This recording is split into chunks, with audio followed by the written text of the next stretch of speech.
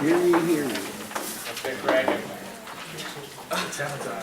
I call this meeting to order at 5:02 p.m. And we will begin with roll call with, I know it says Secretary Lassa, but with Director Musara.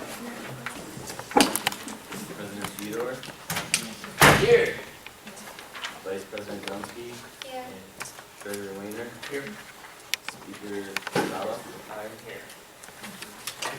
Senator Tempio, Here. Senator Simon, Here.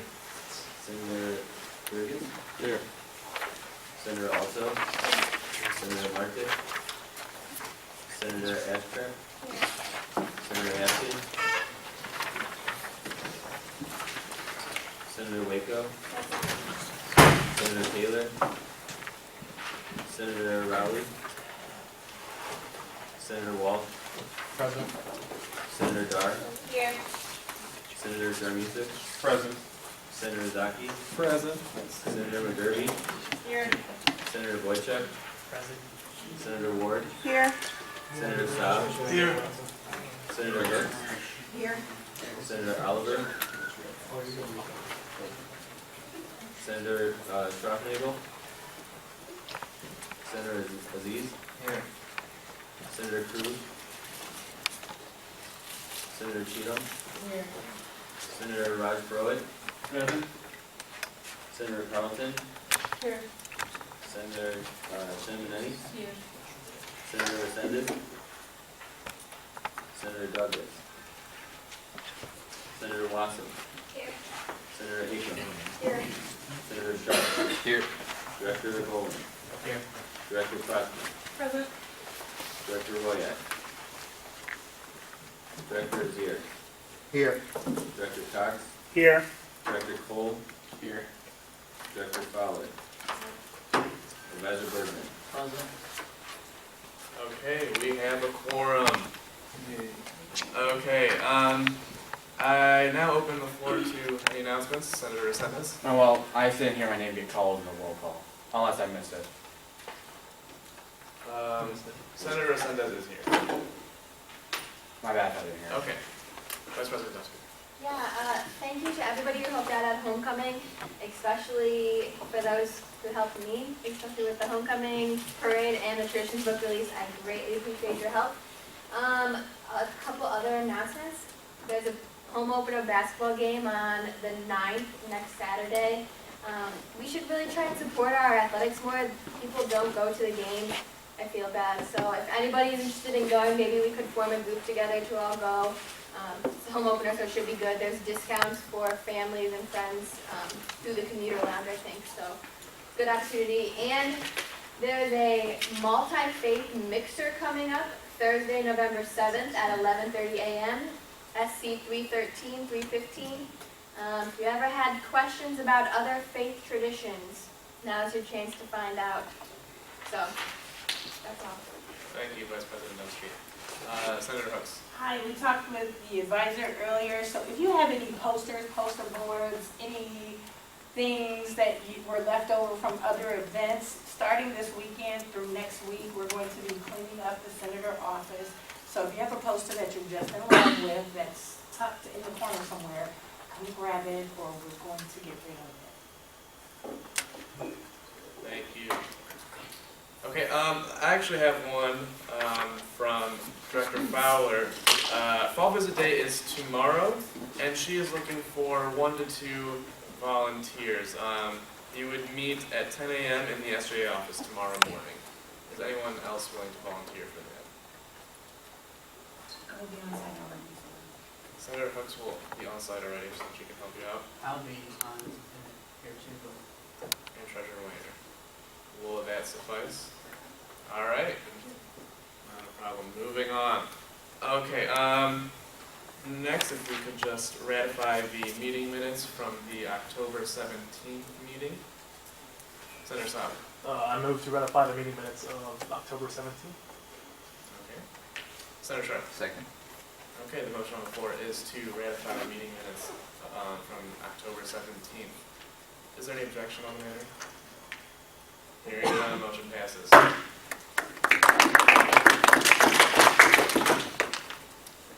I don't see Senator Taylor, and she's pretty crucial to the next two agenda items. She's here.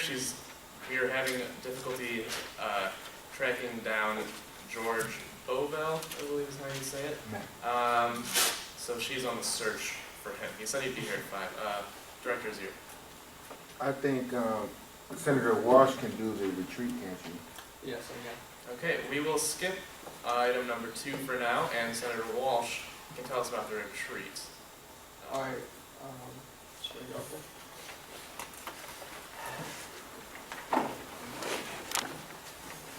And Director is here if you'd like to join.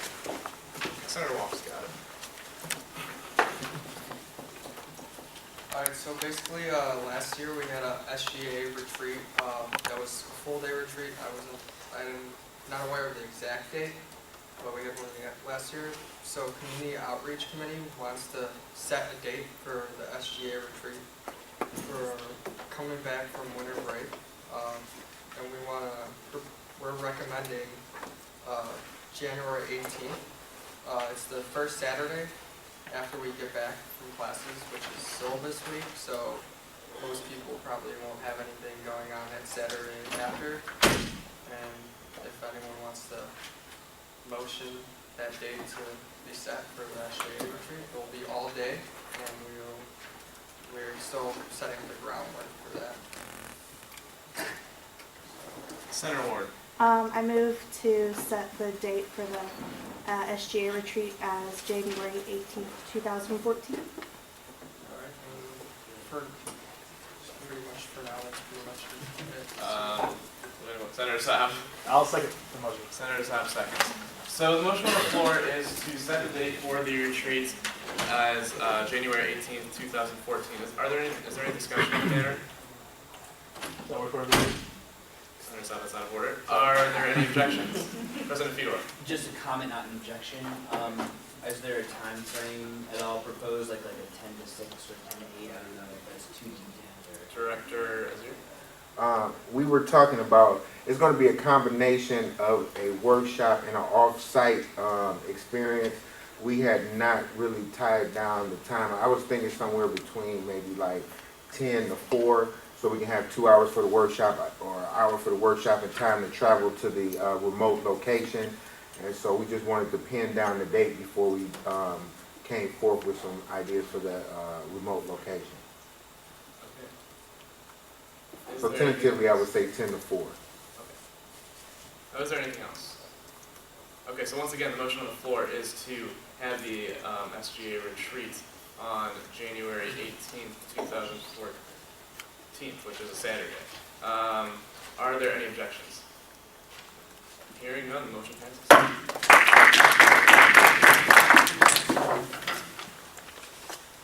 Okay, and up next we have Senator Cheatham, who actually has a Senate report and a committee update to tell us all about. Good evening, everyone.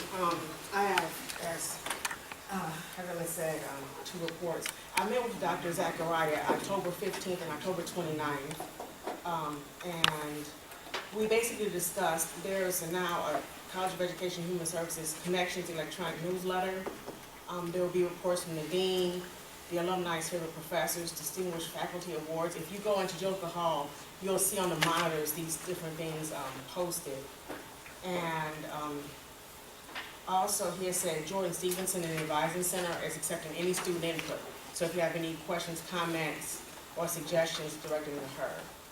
As far as homecoming, the college had one of their alumni that works for Cleveland Metro Parks. She brought an eco van and some owls. They also did face painting and Viking tattoos for anyone who ever came to their tent because of the rain. As far as the 4 to 3 credit hour conversion, that college has 90% of its changes done and approved. And the associate deans are working to complete those deadlines, which are actually due today. On October 25th, there was an annual reading conference that was put on by the literacy faculty and the student group called the International Reading Association of CSU. There were about 250 people that attended this conference. They're national speakers, and this event was planned in collaboration with the University of Akron, Kent State, and Youngstown State Universities. The APA accreditation visit for the doctoral program that was scheduled for October has been moved to January. Ways SGA can act on these issues is to be prepared and be patient with this 43 conversion, check out the e-newsletter, and report any changes that you should think to Georgia Stevenson in the advising office. Now, my university curriculum committee report, there has been quite a bit of changes that we've worked on. Some of them, because we had a meeting today as well. Some of them, whoever is working on BBA and information systems, the major and minor, there's changes to that program. Business 201 has now been replaced. We'll replace OSM 201. Econ 302 has been dropped. And the total hours for the degree have been reduced to 120 hours total, provided all the credit conversions. The BBA major and management minor, again, Econ 302 has been dropped.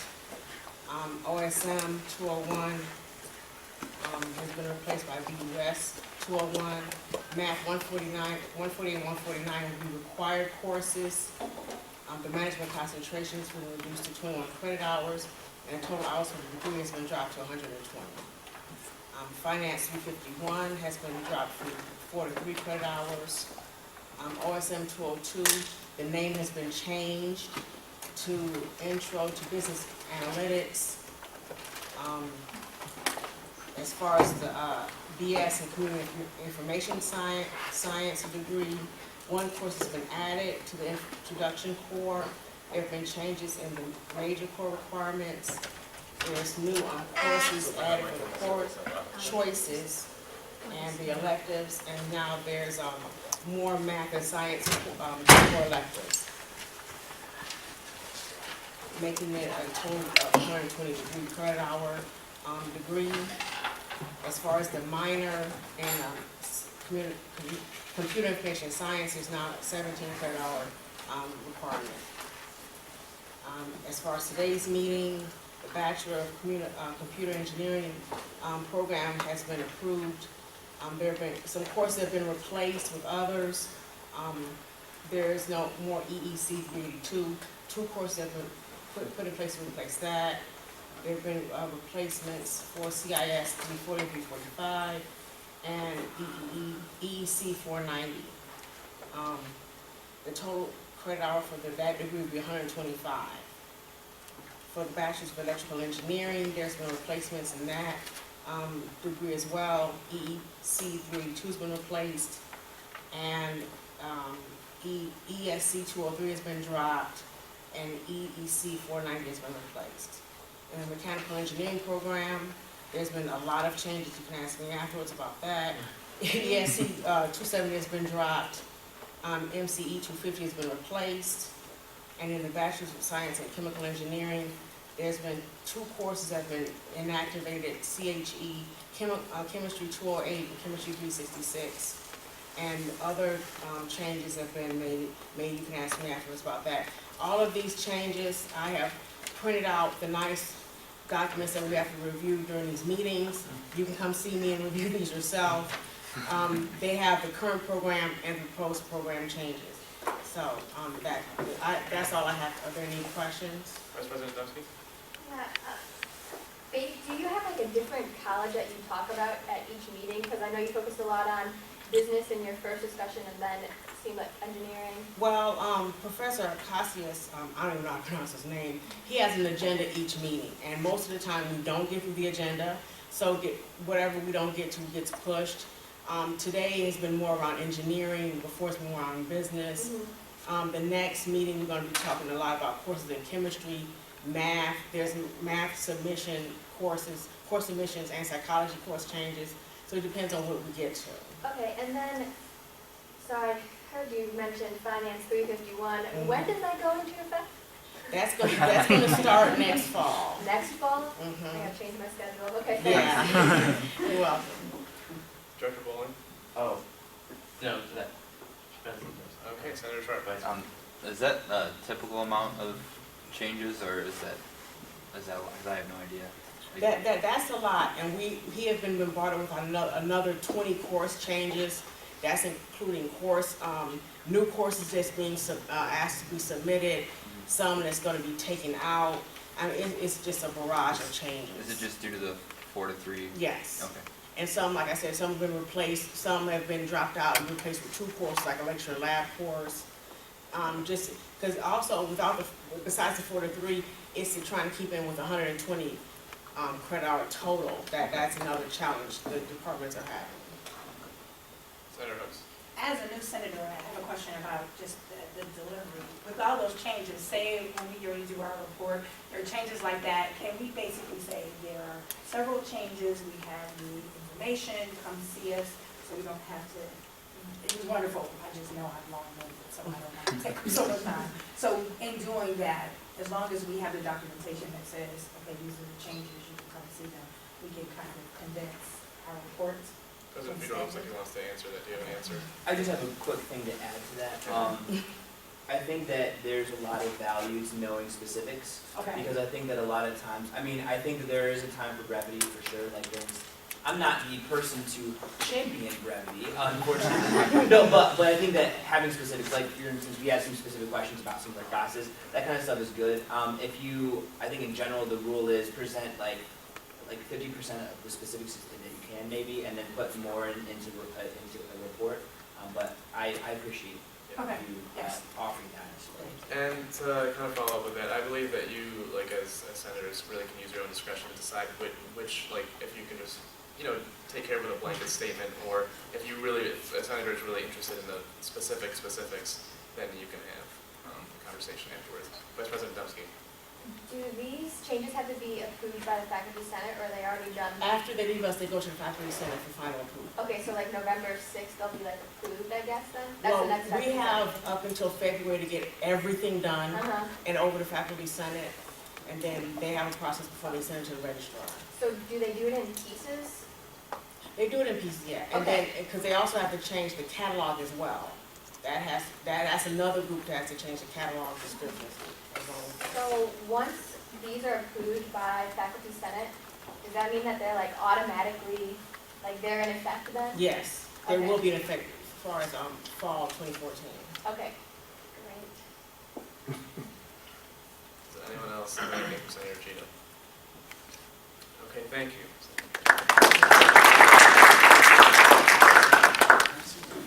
Okay, we are going to backtrack for a little bit because it looks like George Bovell, am I saying that right, has joined us. That's fine. So if you could come present to us a little bit about TRIO.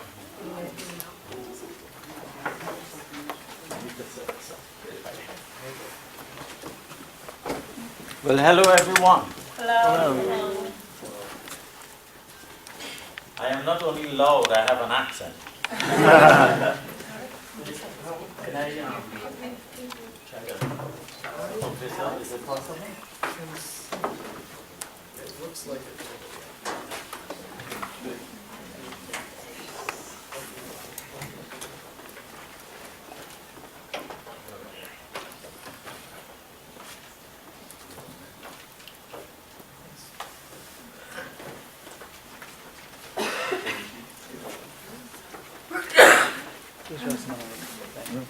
I already signed up just now, so I actually have that. No. I did it. Yeah. Thank you. I'm just going to try to set this up. We're going to talk for a few minutes. I need to know how long I have. You have up to 15 minutes.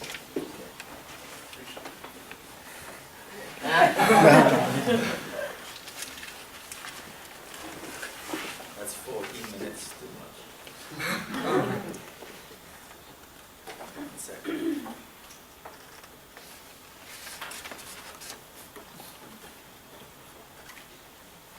Oh, do you need sound? Well, yes, but I'm not ready yet. Okay.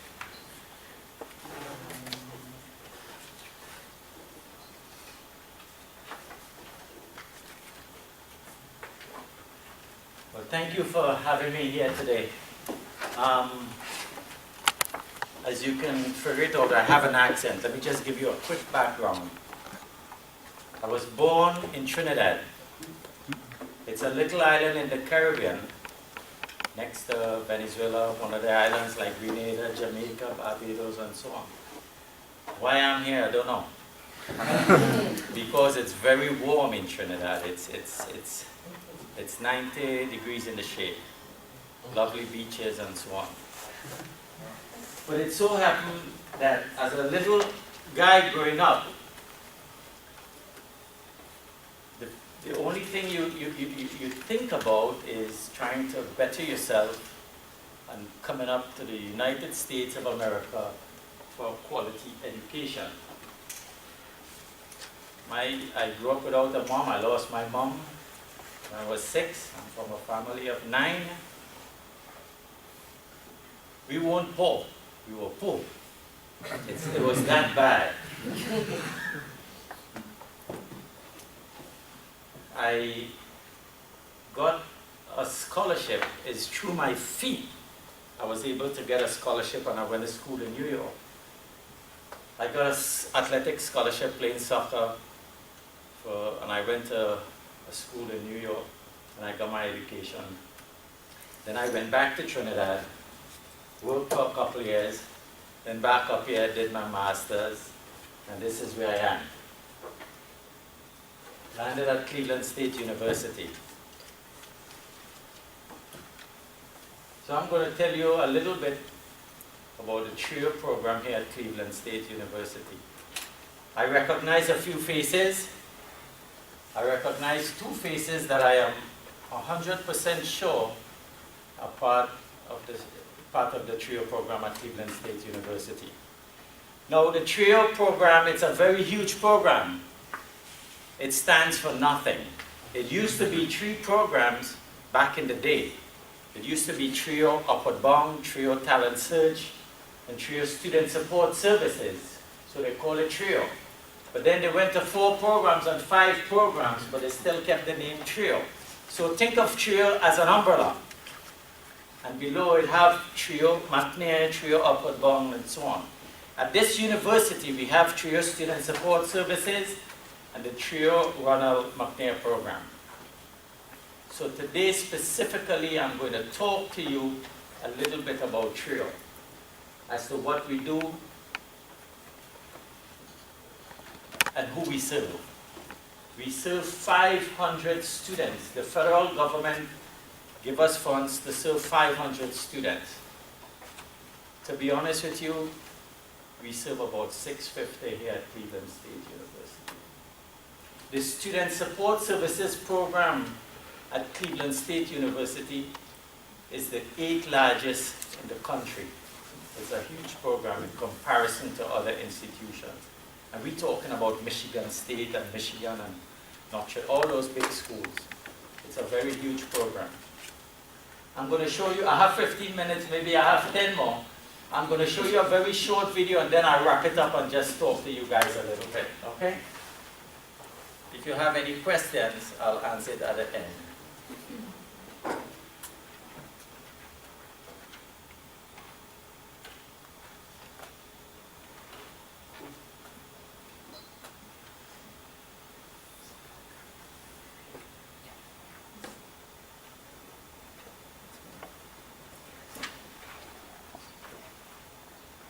It should play.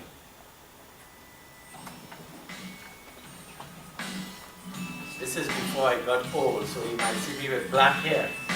It's about, and this is maybe a year and a half, 2 years ago.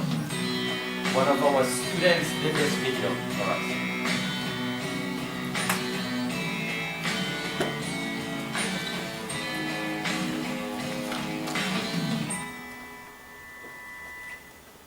These kids, when they come to school, it's a totally different culture because remember, their parents did not graduate from college, so it's very difficult for them to go back home to get help from their parents when needed.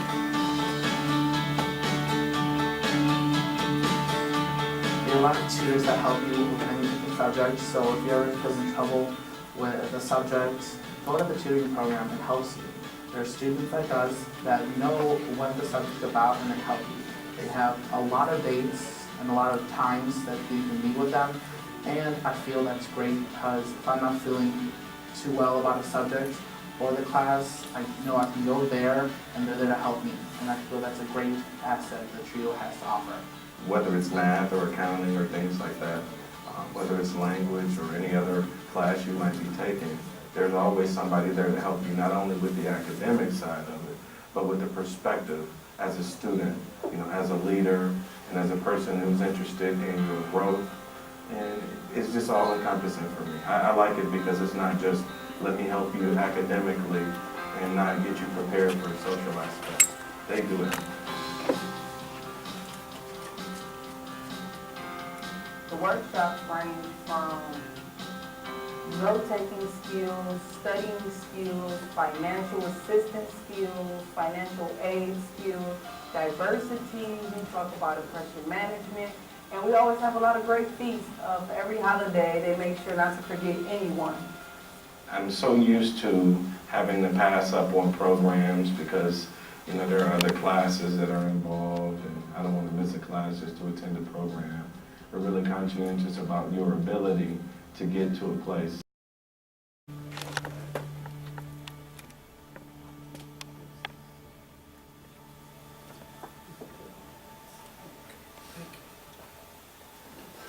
If you could get the lights. No, I cannot tell you guys how many times I've seen this video. And it gets to me anytime I look at it. You see the gentleman that was just speaking there that was crying? His name is Fode Conte. He was born in Sierra Leone. I don't know how much you might know about Sierra Leone, an African nation. And they have a lot of villages and different tribes and so on. And in his tribe, in the village he lived, some rebels came through the village. They raped his sisters and mother in front of him. Then they killed each one in front of him. He survived. He ran to the bushes and he survived. He came to America with a plastic bag. Today, he is doing his PhD in Colorado State University from the support he got when originally he came here. This gets to me every time I see it, and I reflect. And this is just one student. I mean, there are so many other students on this campus that needs the help. But we are only funded to serve 500. And you might have heard something within recent months about something called sequestration. And maybe you didn't pay attention to it. But that is where the federal government decided to cut a lot of federal programs. So we are funded to serve 500. We serve 650 students. We lost through sequestration $78,000, so we cannot do what we are accustomed doing with the type of funding we usually get. But there are many more Fode Contes at Cleveland State University. There might be some Fode Contes among us right now. All we do in TRIO is simple. We provide additional motivation and support for you guys to graduate, for the students to graduate. We don't care about race, we don't care about anything. We help you break down the barriers that you're experiencing in the classroom and everything that you do. We provide workshops on a monthly basis. When you go to buy a math book or a science book, it's $200. You try to sell it, you get $6 or $10. These are some of the issues we need to bring up. When it is, we buy books. The beginning of the fall semester, I spent $13,000 buying books for students. What is the probability of next semester the instructors keeping the same edition? Maybe slim to none. These are some of the issues we need to address. But all I'm saying is that as long as you're a first generation college student and or low income, according to federal guidelines, And this is a Title III institution, meaning 90% plus of the students at Cleveland State is considered low income. As long as you're low income or first gen, you apply and we serve you. We just don't accept you. You have to sign a commitment contract and make sure you do certain things. I know my time is up, but that's all we do, guys. That's all we do. Every so often, you know, we have to write letters to these senators and the Congress people, letting them know of the importance of TRIO at our campus. And all the TRIO programs around the nation do the same thing. Some people, they pay attention to it, some people don't pay attention to it. But I pass around a brochure, that's what we do. That's what we do in a nutshell. Without you, without the students, there is no me. Because if you don't pay your fees, I don't get my pay. And I want to be paid. So, I tell my staff, we have 5 academic advisors. It's the only program on campus, the advisor to advisee ratio is like 100 to 1. If you're the College of Science or any other college, it's like 1,000, 1,200 to 1. How could they pay attention to you? They cannot. So seek out help, ask for help, try to get help. If you don't want help and you know somebody who needs help, send them for TRIO. We don't refuse people. We are not here to recruit students because as of right now, we are not accepting any more applications, only because there's so much we can do. But I tell the staff, I say, listen guys, I love you guys, but I love the students more. I don't want no students waiting. I don't want you making mistakes with the student schedules and stuff like that. The student call you, email you, return their call, simple stuff, basic stuff. So they understand that. And our graduation rates in TRIO is higher than the university. So everybody wants to be doing TRIO stuff now. The vice provost of this and that, and everybody wants to have a peer mentoring program. But they want to know what we're doing in tutoring and so on.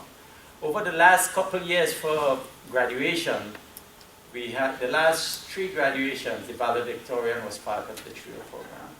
So, you know, a lot of people might think, oh, they only have, we haven't done kids in that program or something like that. Totally wrong. Totally, totally wrong. We have people who graduated within that last couple of years since I've been here, and they're doctors now, dentists and so on. So we're very proud of what we do. I honestly thank you guys for your time. Thank you. I honestly thank you, and anytime you need somebody to talk about anything, they don't have to be just TRIO. You can call on us. We are there to support each other. So thank you again. Thank you very much, and any questions I'm going to entertain.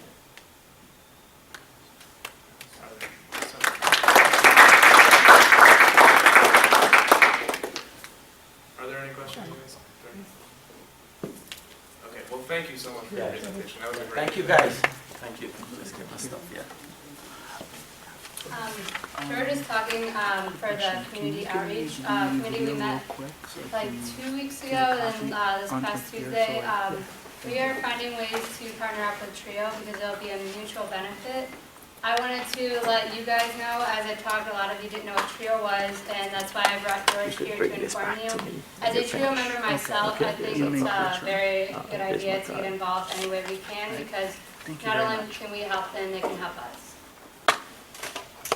Senator Hooks? Not a question, but I just wanted to make a comment because working with CTC, we work a lot with TRIO. What's wonderful about TRIO is that not only are they talking about what they're doing, but they're passing on the information. They've sent so many referrals to CTC saying the people at TRIO told me that you can help me. And so as SGA, when we're trying to get students to understand what we're doing and who we are, TRIO always, they partner with several different organizations that will constantly pass information. And TRIO is definitely a program that will partner with SGA and send out information to make sure that. Thank you, Senator Hooks. All right, we have to move on now, but that was really hard to read. All right. Okay, moving on. Let's see. Senator Ortenzio will present his senator report. I'm the lucky guy who gets to follow him. Senator Ortenzio has some pictures of them. Yeah, that was. Alright, hello. I met with Dr. Willie Banks on October 11th, it was a little while ago. And I met with him because I was curious as to if he had heard any problems that might be arising with the freshmen adapting to the college life. And as the freshman senator, it's my responsibility to look over my constituency, so I went to him. I figured he would know the best. He would be the one to know if there are any problems. He actually said that he has not heard anything that has been a problem, and he said that there was not much that needed to be fixed. So I was like, okay. So I was like, all right. But he did say that one thing that he's really concerned about is the commuter lounge and the publicity that it's getting. He said that, he said there's only about 300 people who are recorded who come in and out of the commuter lounge throughout the week, and that's obviously a very, very small amount compared to the amount of commuters we have at the school. And he asked if there was anything that we could do to help, publicize or advertise for the commuter lounge. And I was trying to think of some ideas, but I can really only think of just do meet and greets or just certain things, like you have to do activities there simply because the commuter lounge is really, it's very out of the way if you think about it. It's at the third, I don't know if you guys know about it, it's on the third floor of the student center. It's real in the back corner, and I think to publicize a meet and greet or some type of a fun activity rather than a serious unveiling of something, just some sort of fun attracting activity in the commuter lounge, I think would be beneficial. I don't have real crazy ideas or anything, but just something to keep in the back of your minds if anything has anything. Senator Sanders? What exactly is the commuter lounge for? Is it just some place to hang out with, or is it offices, or what is it? Well, the commuter lounge is rather large, but the back of the commuter lounge is for certain student orgs to get office time. So the back of it isn't really for commuters, but the front of it, there's couches, TVs, just a place to go because if you're a commuter and you have 3-4 hour break in between classes, it's just somewhere to go and relax, maybe meet some new people, try and get the campus life. They do have microwaves, refrigerators, stuff like that, so you can keep your food in there. And then one thing that I thought was a really good idea was they have these big boards in the front of the place. And on one of them they have different apartment complexes and stuff that are for sale around campus, because if they're commuting, they're obviously coming from home or somewhere else. So they help with apartments that are around campus that are for sale. And they also have one that is for carpooling. It's just there, so if you want to put where your roundabouts are where you live, so you can maybe arrange a carpool, help just go green. So. Treasurer Wainer.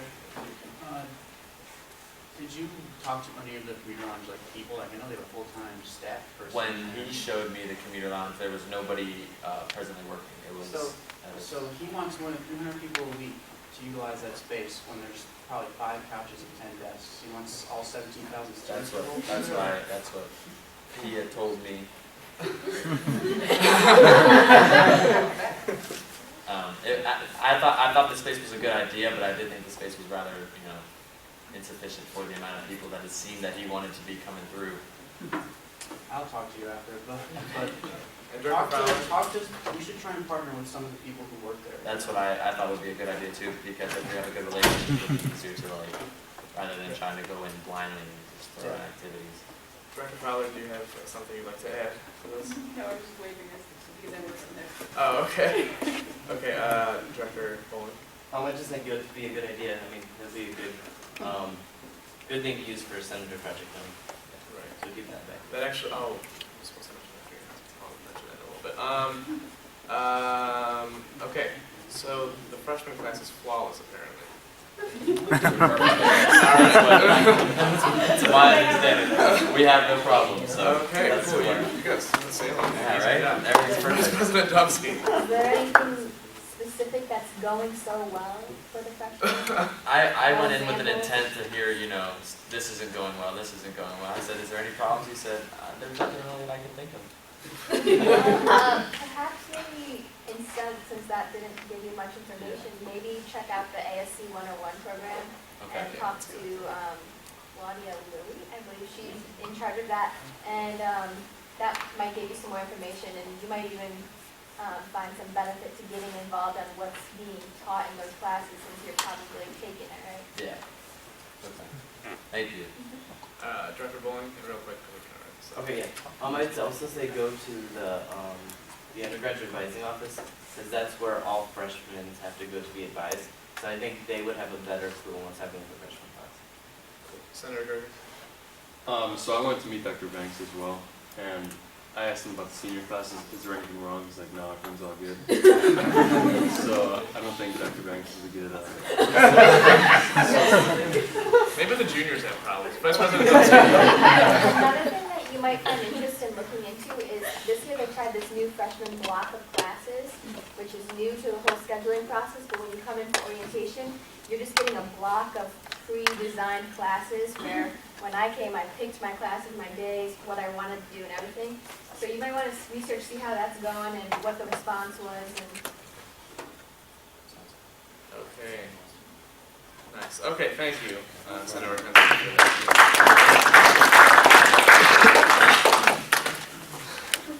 Okay, Senator Sharp will now present his Senator report.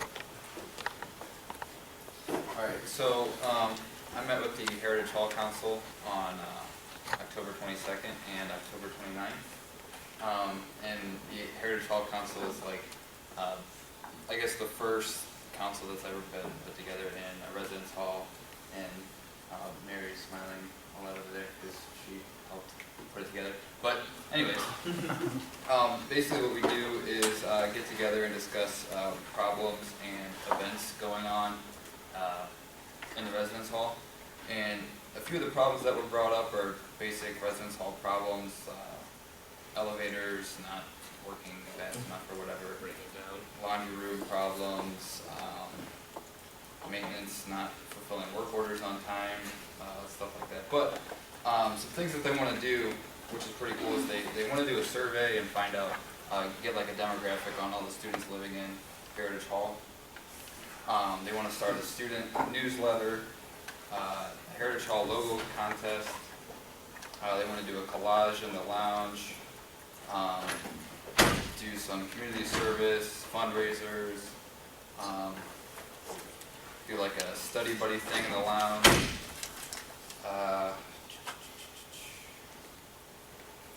And then they want to do a winter party, like a neutral winter party at the end of the semester after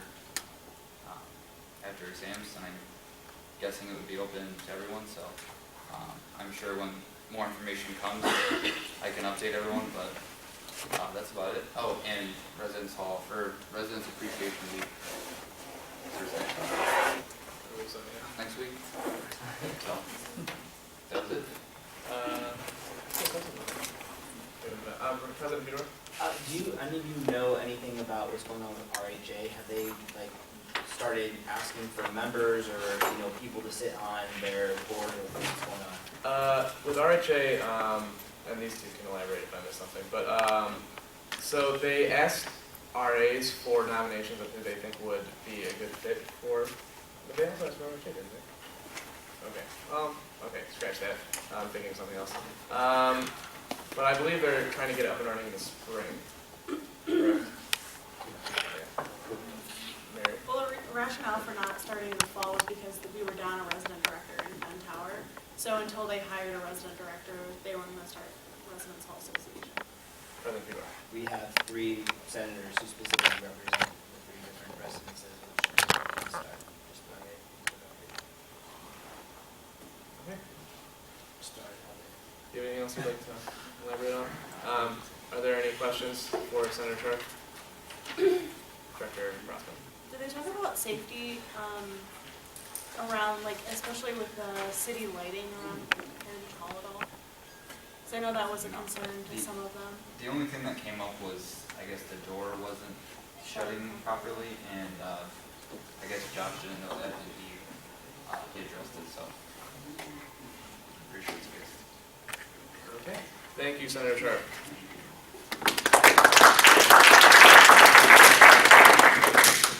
Okay, and our last senator report will be presented by Senator Aziz and Senator Chinamaneni. And they even coordinated their outfits.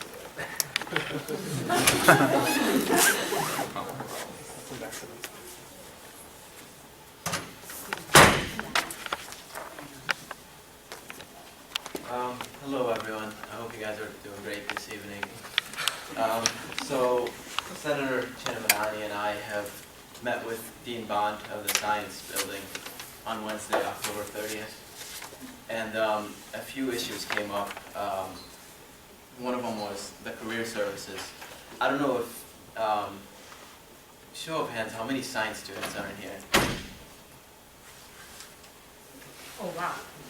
Okay, I mean, there's a lot. I went to the career fair on October 11th, and I really didn't see that many science students that I was aware of. And the problem is, there weren't really that many internships that were provided anyways.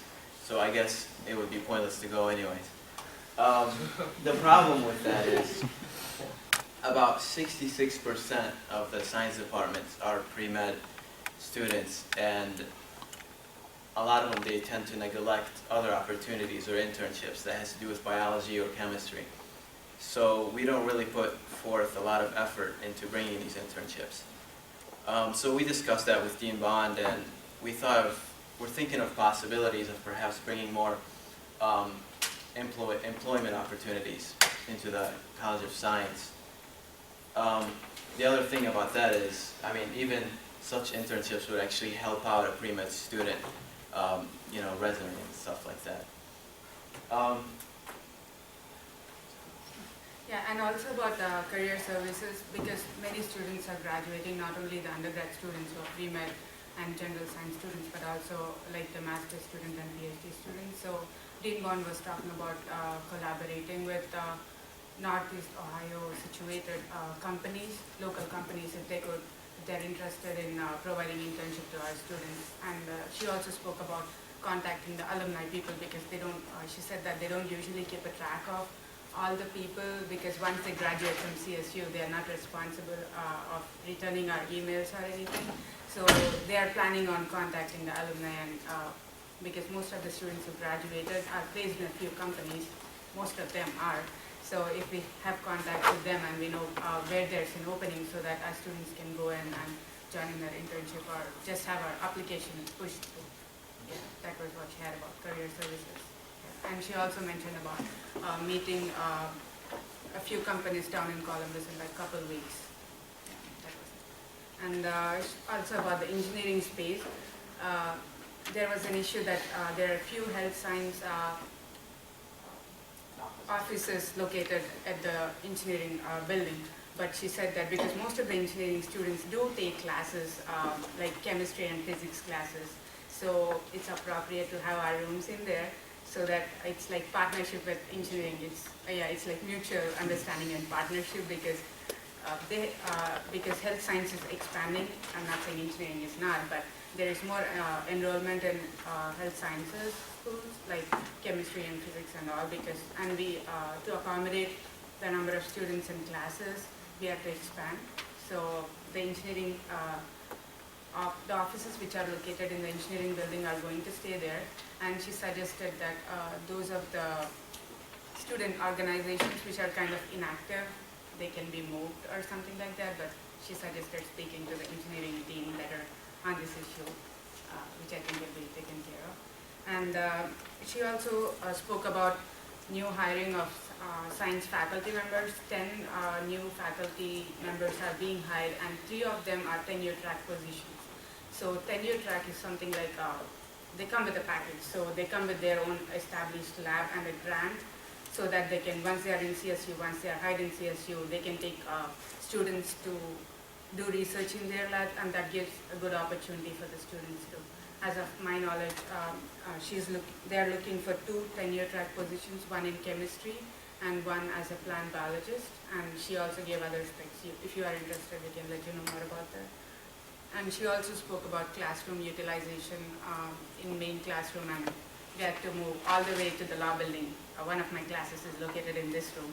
So she said that because we are expanding academic space allocation is one of the issues also for the science department, and they are trying to solve it because of growing number of enrollment, but they are still working on that. And she also spoke about the TA and teacher evaluation. This is one of my interesting topics too. She was like, how many of you students, how do you evaluate your TAs and teachers? And they do take into consideration, because I do teacher evaluation too. I'm like, is there anyone who is really going to look into these? And I just make them up sometimes, honestly. but she said that they do take it into consideration. So when you're doing your TA evaluation, just because one of the exams was tough or something like that, just keep that in mind that the professor's whole evaluation is going to be affected. I was not aware of this point, so that was something that. And we also spoke about one of the on-campus employment positions, because in all other departments like business, engineering and all, they do have graduate assistantship positions for master's students. But that's not the case in health sciences, not at least in the chemistry and the biology departments. All the graduate assistantship positions go to the PhD students because they are the TAs and they have to teach for the undergrad students.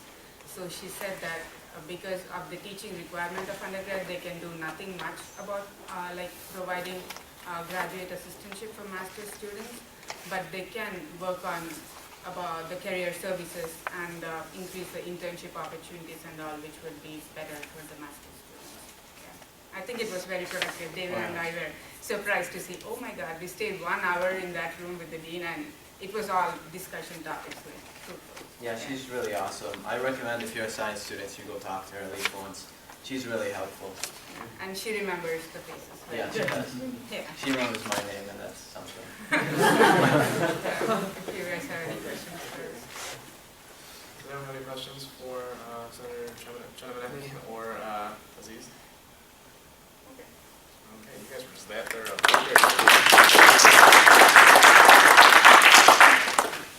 Okay, up next, I'm on the agenda. Okay, just a quick update about the INL committee. We met actually today at 2:15, and we had discussed the 2 things that were sent to INL at the October 4th meeting, and one additional thing, and I'll get to that. But the first thing was Article 4, Section 2, and the point of contention, I guess, with that and the student life, the Faculty Senate Student Life Committee, was that the advisor was taken out of the membership of the cabinet, and to remedy that situation, we added a note at the end of the section saying, see Article 14 for the SGA advisor's role, and that way we're not excluding him completely, but we're defining the cabinet as this is the members and the advisor is an advisor to the cabinet. We also changed the director of governmental relations. Doesn't exist anymore, so it's now the director of graphic design and a couple of other small things. Next, we have Article 5, Section 7, and this was a condition to run for the E-Board, and it says in order to run for offices, or actually just the president or vice president, you have to attend at least 3 Student Government Association Senate meetings in their entirety before applying to the candidacy. And the Student Life Faculty Senate Committee had simply said they just wanted 1, and then you can apply for president or vice president. We decided to keep it at 3 and hope to go to the committee and kind of explain the rationale.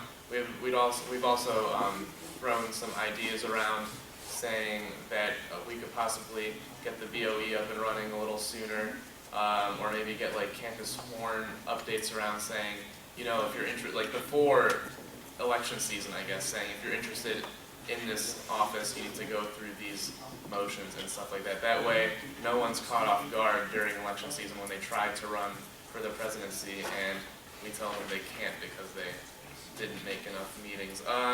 And also, Senator Carlton stopped by, and we didn't, I mean, it still has to go through the Faculty Senate Student Life Committee, but in our presentation of our updated constitution to them, we changed the Diversity Committee to the Diversity and Disability Inclusion Committee. It was originally two committees, the Diversity Committee and the Disability Inclusion Committee. We took language from both, put them together, and it was just the Diversity Committee. But we just call it the Diversity Committee. This way, Senator Carlton stressed that now people know precisely what it is. It includes diversity and disability inclusion. So, does anyone have any points of discussion or questions on that? Senator Carlton. I think, excuse me. Sorry. I think it's important to include disability inclusion in the in the names, so that others in SGA and outside of SGA knows that SGA has a component related to issues for disability. Thank you, Senator Carlton. Does anyone else have anything to add to that or any other questions? Okay, thank you. Moving on. Senator Resendez is going to tell us about public policy.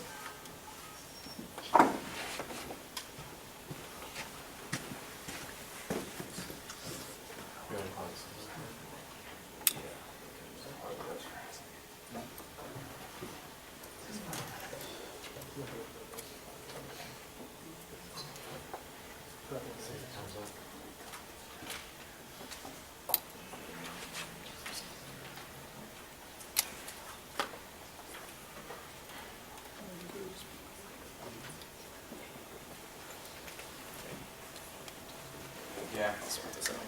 All right, well, hello everyone. We're pressed on time right now, so I'll make it short and sweet. The OSGA conference is coming up, and one of their issues that they want to discuss and want to see if we have support on is a new House bill that's coming up called House Bill 111. House Bill 111 is well, give a little bit of backstory. In the Board of Trustees, there's 2 student representatives. Currently, those 2 student representatives do not have voting rights in board trustee matters. So this new bill that's coming up is essentially going to allow the board of trustees to give the voting rights to those student reps. And what I want to present to you all is, are we in support of this bill or are we opposed to it? So open up to discussion. What do you guys think? What do you guys? Yes. Me? Yes, sorry.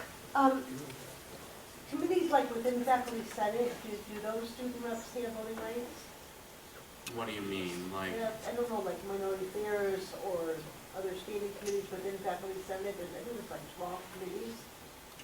Was that set up that they had voting rights too? this is more centered towards the student representatives that are in the board of trustees rather than across the board. So what I'm asking is that should it be set up that any university committees that SGA members are on should have voting rights across the board? It should be, yes. Or is it? The question is it? See, in the faculty senate, those rules are set by like the school, how that works, right? But for the board of trustees, it's state law that says students. Okay, They but that's cannot all vote. set up by the governor and the Ohio Revised Code. Yeah, it's way, That's all in there. yeah, so we're talking about kind of the state regulated student trustee voting rights, whereas the faculty senate, that's kind of, we can deal with that here. That's another issue at another time. It but is, that's definitely. quite- Okay. It's an important thing, Okay. but there's Got legal it. regulations about this, which is why they're trying to change it. Okay, thank you. So I guess the overall thing of what I wanted to do with this report is I want to make a motion the motion will be, I move to support the Ohio Student Government Association with their support for the House Bill 111.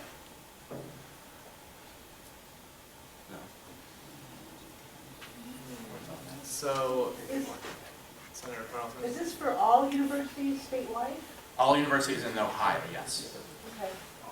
Director Bowling. To further clarify, House Bill 111 is a bill that is written, and if you actually read it, it is, at least the last time I checked it, it's each university is barred from allowing students to vote on the board of trustees.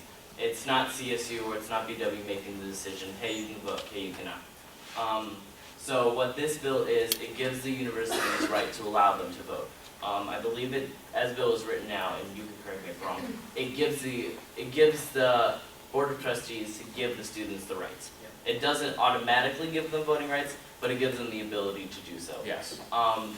And I would say that this bill should be supported as being Director of Government Relations last year and going down and meeting with the Republican and Democratic co-sponsor of the bill. They put a lot of time and effort into this, and I want to say Representative, I forget his name, but his father was actually chaired the bill or co-sponsored the bill. They even gave us the right to even sit on the Board of Trustees.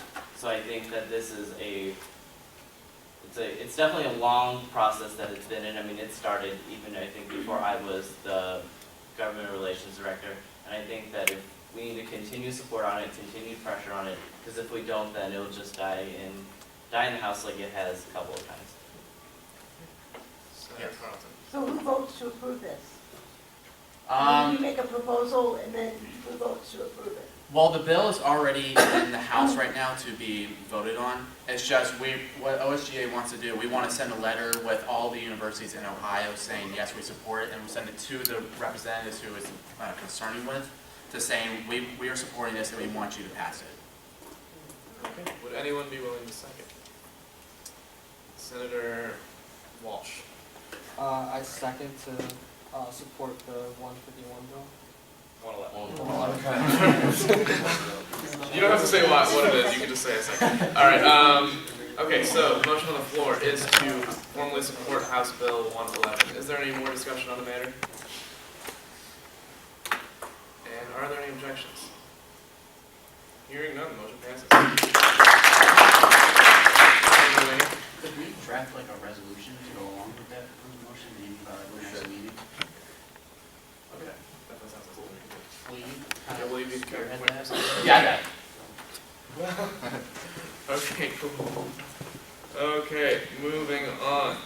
Director Bowling is going to tell us, I believe, about the CSU's email system update. 365, yes. Oh, 365. Okay. That was easy.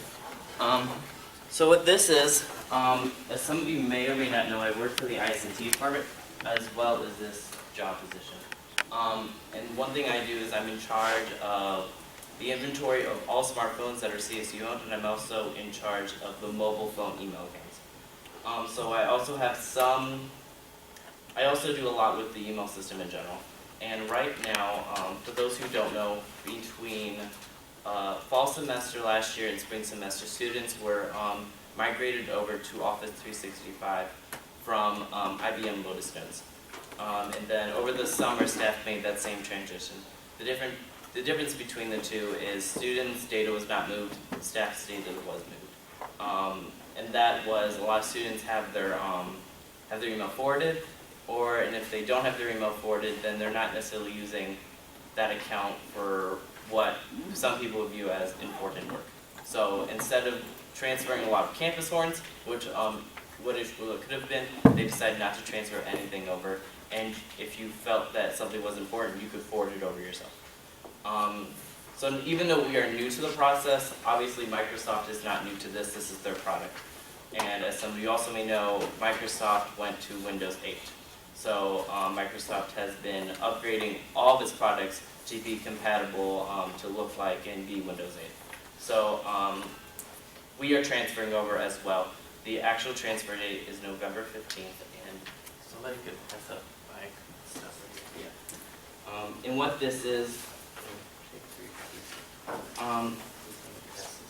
there are 3 copies. The first one is kind of just a quick, like frequently asked questions on it. So if you have any questions, most likely it's in this. The second little thing is an email that was actually emailed to everyone in the university. So if this doesn't look familiar with you, look over it. It shows kind of what's going on. And then the last one is the new features. So this is from Microsoft, so if you want to know what's new, or if you're maybe thinking about using your account, that'd be fantastic. These are the new features. So if I could open it. Oh, I need my phone.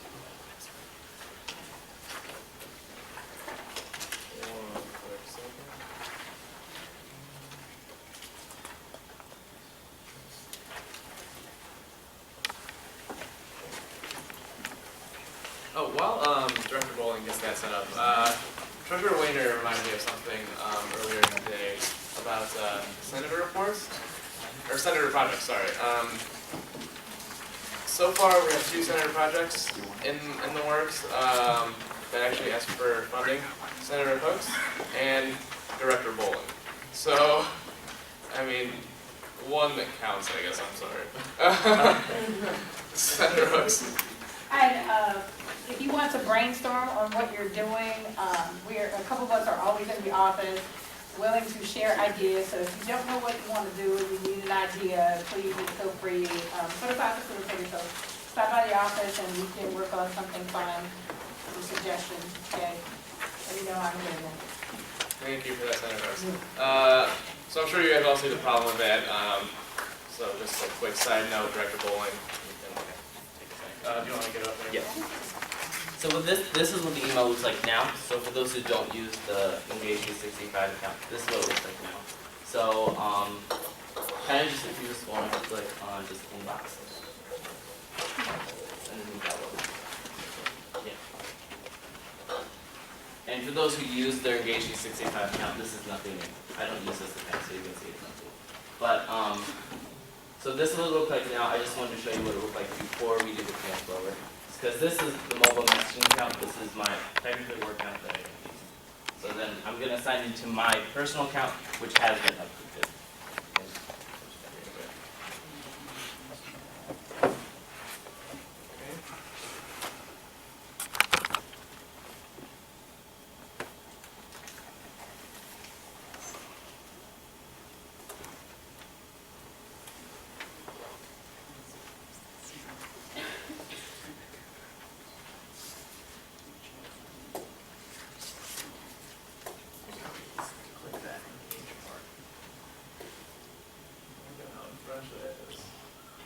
So this is what it is now, or will be by November 15th. It's a 72 to 48 hour process.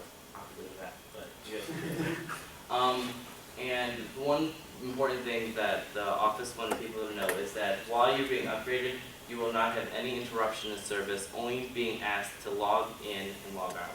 So if you're in your email, you're emailing, hopefully you're not in the middle of sending an email, but you'll just be asked to log off because they need the account logged off to begin the process. And then you can log in back on and nothing's ever different. If you use the client, that being Microsoft Outlook, you'll also be asked to log out of that. So this is what it looks like as of November 15th. We've also done testing for this, so the ICT department has gone through some bugs. But if you see, it's kind of like the getting started with, you can watch the video if you so desire. Ways to set up with your phone and tablets, PCs, and Macs, and how to use the Office 365. One of the main reasons the ICT department wanted to go over is we want to get more features into the email system, so more people do use it. The majority of staff uses it, however, it's a lot less amount of students use it than what we'd like. So we're adding SharePoint and Link. And if you don't know much, these are Microsoft products that typically cost money. Well, they cost CSU money, but they don't cost individual users money. SharePoint's more of like not forum, but forums building, online websites, that kind of stuff. We're waiting to get back from legal on what we can and cannot do. And then Link's more of like kind of a messaging kind of deal. And again, that has to go through legal because a professor can't, or can, depending on whatever legal says, can or cannot be messaging another individual student because of legal reasons, I guess. So if you want to click on Outlook, and one of the things Microsoft has kind of done is, it's in the corner.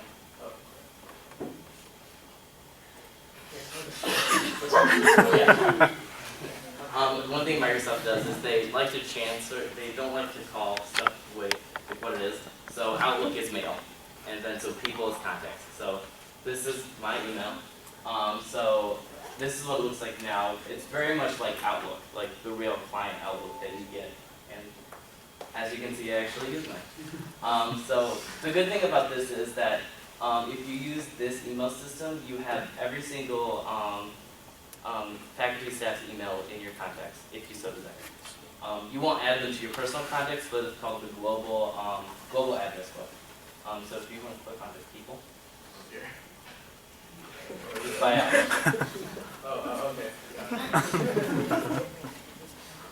Okay, so this is my contacts, as you can see. I don't email that many people. But if you want to go to offline global address list, this is underneath directory. Directory. Oh, they clear out this one? Offline global address list. Oh, I see. Should populate. Okay, so now this, I'm pretty sure this is what you guys will see. I have access to more, I have access to three emails, but I don't even know how to do that now. That was such an update. So maybe I do, maybe I don't. But these are typically, so the first one's the 4-to-3 conversion at csu.edu. So that's the email address of the president's office, SGA and department to set up. So if you have any questions, that's the email to email. I haven't seen it first because it's first in alphabetical order. Let me go look to see if students are in this. Senator Ward. I just had a question. Yes. About last time they were updated, the faculty and staff emails weren't updated at the same time. Are they all going to get updated at the same time now, or is it going to be students first and then faculty and staff? Everybody who updated at once. The reason that was different was because we had to do a lot of the data moving ourselves. This is technically no data moving because it's still on Microsoft servers and all that kind of stuff. It's just the changing of aesthetics.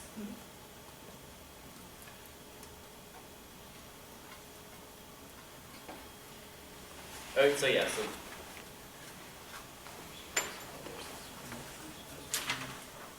so at the very least you have access to all faculty staff emails. So if you don't know your professor's email or you just remember a last name or something, you have the ability to search it and you can find it.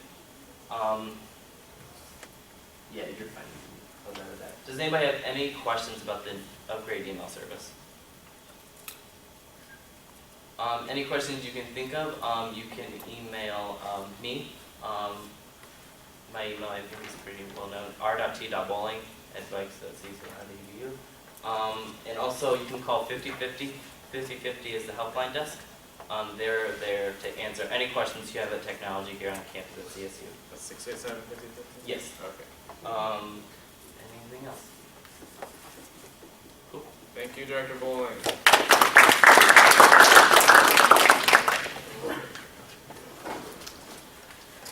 Okay, President Fedor for the executive board update. Right, thank you so much. Good to see you everyone this evening. So I have a lot of stuff to cover and I'm going to do my absolute best to stick to my time limit. First of all, I need to give these to Directors Musara and Proxman. These are proofs of your business cards. Can you just review the information for me as well? Okay, let's start off at the top. Homecoming. Can I ask a question? Who actually went to any homecoming festivities? Raise your hands high in the air. All right, cool. Very good. What do you think, Vice President Chomsky? Is more than you anticipated? I was hoping to see everybody's We were hoping to see everyone's hand, but that was more than I anticipated, to be completely honest. It was a tough day to have homecoming. It was rainy, it was miserable outside, but our spirits were up. And we had less participation than we had anticipated, but overall, I think that because of the good amount of planning and effort that went into the planning, it was a successful event. We had a great, huge increase of ticket sales to students for the homecoming concert, more participation in general, I would say, and more interest, more buzz surrounding homecoming. A number of us went to the Distinguished Alumni Awards on Friday night. That was really great. We are sending, so a lot of the student parts of homecoming that were planned by students come from an allocation of money that Student Government Association requested from the president himself that was given to this Department of Student Life essentially to use to fund homecoming activities. So we're going to be putting together and submitting a report about homecoming and how it went and what our recommendations are for the future. To the president, again, just to let you all know and update you about that. Okay, number 2. Who has their pens out? Get your pens out, write this stuff down because this is important. These are things that you can help to spread the word about with Student Government Association. Second thing, Viking Traditions book.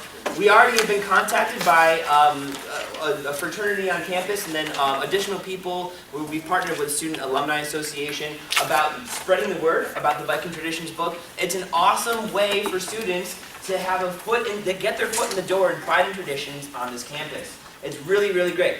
It's a way to know more about the university, know more about what being a part of the CSU experience means, and also it's a great way to get rewarded for participating in it.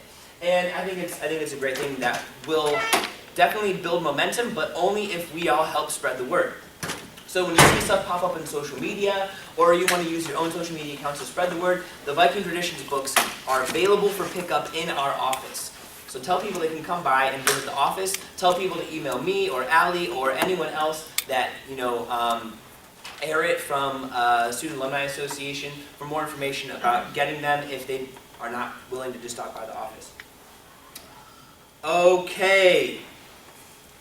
Third, senator involvement. So we make up Student Government Association. There's leadership, there's the executive board. The Senate is the largest body in Student Government Association. You have a large budget. There's a lot of weight and power that you all have. You have leaders that have grown up from among yourselves, like Senator Resendez, Senator Hooks, and Senator Carlton, who are committee chairs. They're senators and also chair committees in student government. And there are responsibilities that come along with that. So, first of all, I want to talk a little bit about the committee attendance. So first of all, basically everyone is appointed to serve as a representative for students on a university committee. So whether that is a technology-based committee, whether that's a diversity committee, whether that's graduation and retention, it could be a planning and budgeting advisory committee. I say that because Jake and I are on that.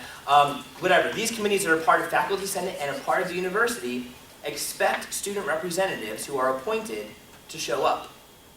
Or if you can't, to contact someone who, like the chairperson of your committee or whatever, or Secretary Halas to let them know that whatever you're not going to be able to attend, and we can get you on a better schedule. We are student representatives for a reason. We need to make sure that we're taking the responsibility to carry the student input and the student feedback and the student opinions to these places in the university where it's difficult for students to reach normally. I'd like to publicly commend Director Bowling, Senator Cheatham, who is very faithful in doing all of her senator updates, as well as Senator Attenzio, and there was someone else on my list as well. Who's whispering? What are you saying? Oh, okay. Well, yeah, for sure. Absolutely. No, totally. But specifically among senators. Senator Taylor, for participating. So anyways, I appreciate people who do these things, as well as Senators Aziz and Chinamaneni, people who've done reports today. These are your leaders, these are your examples, and that's an awesome thing. So attend those committees. Attend your committee meetings in Student Government Association as well. Treasurer Wainer? Yeah, go ahead. Just about the committee, like the advisory committee meetings. I was talking to Bob today about it because a lot of those committees seem like they might be boring to attend. So we were talking about like the Wolstein Advisory Committee as an example where someone might say, well, I don't really want to go to that advisory meeting. And there's issues at the Wolstein and issues at every area of our university that we don't know about because we're not very active in attending those committee meetings. Like, for example, the Wolstein loses $1 million a year, I found out today, and the Plain Dealer writes news articles about it all the time, about how it's this lost leader and they want to sell it or potentially tear it down or do something with it. And these are all things that are going on around us and I had no idea about because I've never been to a Wolstein advisory meeting. So it's important that we all attend and bring back these issues to the Senate. Or to give one more example, Senator Cheatham is on the undergraduate curriculum committee for Faculty Senate. They meet once a week, and she goes to these meetings and comes back with this awesome information about how the university is doing in the 4-to-3 credit conversion, which affects everybody. Mostly in a positive way, but it's a huge paradigm shift in the way that the university runs. Huge. It's a huge shift in philosophy. And so these are really important things that we get to be a part of. We have a first line look at, and we have the ability to inject our opinions. So the more active and the more excited we are about actually getting to those meetings, the less housekeeping stuff makes it onto our agenda. We don't spend 40 minutes on people, you know, we can actually be working on more important things that I would consider to be more important. Yeah. Okay, Senator projects. Senator projects, there is a certain amount of money available to you to do senator projects. So you can, up to $250. Speaker Jadala and Treasurer Weiner sign off on your projects when you submit a proposal. There's money available for you to do senator projects. I'd like to commend Senators Taylor and Senator Ortenzio for stepping up and just looking into things more, getting more involved, showing initiative in doing projects, and stepping up to roles that they weren't necessarily elected to do. So I appreciate those things. Do senator projects. Come up with stuff that you want to be doing to help represent students, specifically in your constituencies if you can. If you're from the colleges of science, then do that. If you're from business, you know, whatever. But don't just sit idly by. There's a huge opportunity. We have a lot of resources in this organization. We have connections. You can help build those, establish those, and extend. Also, if you are doing a project right now, write up a little summary of it, put together a couple photos, and send them to, there's a couple ways you could do it. You could send them to Director Fowler, who is PR, our Public Relations Director, and or copy Alex Cox, who is our Director of Technology, so that we can get that stuff up on the website, and we can start spreading the word. And you can have a place on the internet where your projects are being publicized and where people from CSU can access them. This is a huge opportunity to do stuff, get exposure, not just for yourself, but for what Student Government Association does and what we're about. It's awesome. And our website is built to receive this and to disseminate this kind of information, and both Rebecca and Alex are great at taking the information and doing something with it. Remember that as far as meeting attendance, you get up to 2 absences from a Senate meeting before where you're basically sanctioned, your membership is sanctioned. So if you miss 2 meetings, then we have to revoke membership privileges. So make sure that you are faithfully attending Senate meetings as well. There's a lot of important information communicated here about what goes on in Student Government Association, and it's a great thing to make a part of your priority list. I just had a real quick question. Yeah. I noticed that a meeting falls on the Friday after Thanksgiving. Is that still going to be is that true? There's one on the 1st, one today, one on the 15th. And 1 2 weeks later. 20. This is the other Thanksgiving. I was just curious because I know I'm going home and we'll be with family, and I just feel like, because I'll go home earlier in that week, and then have Thursday with family, and then have to come back Friday, and then have to go home for the weekend again. I was just curious as to if that would be set in stone or. That is a good catch. I guess I had not considered that, but we at the beginning of the year try to find the dates for every meeting as the 1st and 3rd, every other Friday, every other Friday. So that would make sense. We have a award. We have a Senator Director of the Year award, a Pride and Traditions award, as well as your Senator Scholarship, which is awarded to you. It's like $300, and there are criteria which are specific to that. Speaker Jadala has set forth. But those are all incentives for you to continue to participate, to be the best senator that you can be, to actively participate as a director, to attend meetings, that kind of thing, and to really add value to our mission. It's cool things. So if you have any questions about those awards or whatever, talk to me or talk to Speaker Jadala. But those things are meant to help incentivize us to work harder, to do our jobs well, to be passionate about what we do. And so I love that kind of stuff, and I don't know, I want to make sure that we are just driving forward as an organization.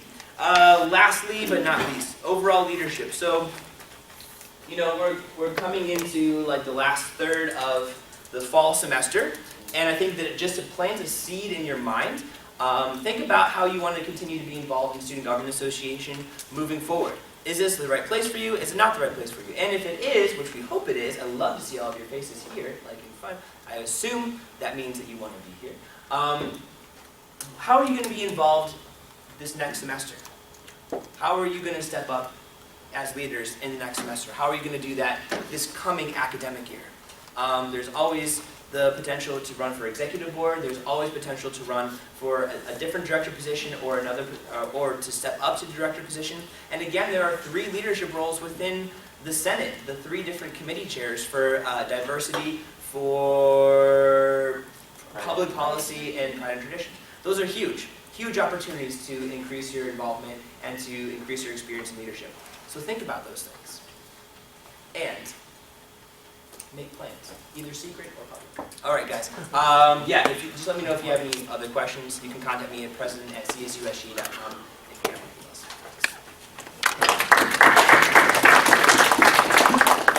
Thank you, President Fedor. Okay, moving on. Treasurer Wayner, man, the treasurer. We've got some slides. Do you want this one?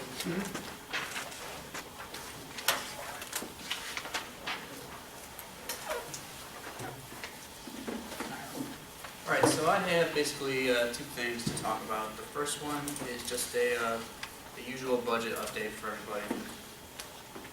Not a whole lot has changed since our last meeting, so other than the e-board budget looks a lot different, and I'll explain that. But if you take a look at your budget here, remember the biggest change I mentioned last time is that I accounted for director scholarships, which the Senate is gracious enough to pay for. So your discretionary budget is between 9 and 10. If you look at the accrual, it's a little lower, just about 10 grand.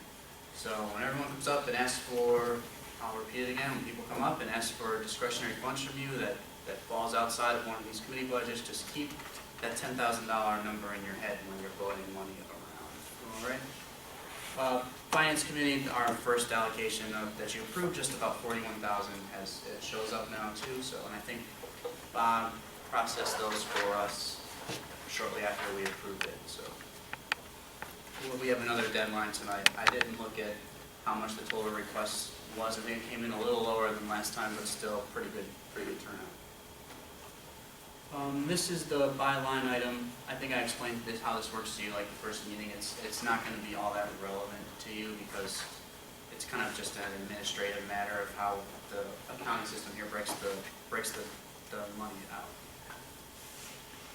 Now, if you look at e-board, we haven't really done a whole lot. SBA has been, erroneously charging us. So the SBA's they have their own kind of finance committee, and they just transposed the number. So we were paying for their allocations, and Bob fixed that for us. So that has been rectified. But if you take a look at our accrual basis, you'll see that we spent, our account balance is negative $81,000 thanks to Mr. Don Glover, Childish Gambino's check. So the GFAC's going to give us that money back.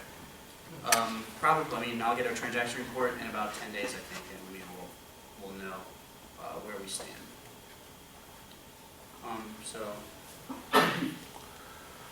So the most relevant thing for you is going to be the committee accrual basis. All right.